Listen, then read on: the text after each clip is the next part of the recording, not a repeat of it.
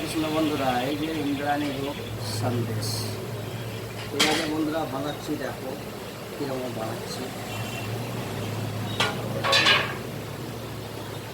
এই যে উপর টিপ দিলাম,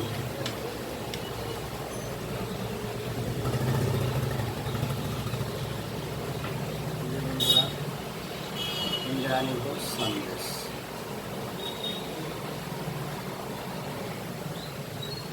দেখতে থাকো বন্ধুরা, ইন্দ্রাণীর ভোগ সন্দেশ কীরকম বানাচ্ছি। এই যে কেশর টিপ দিয়ে দিলাম, এটা একটা রাইস দিলাম।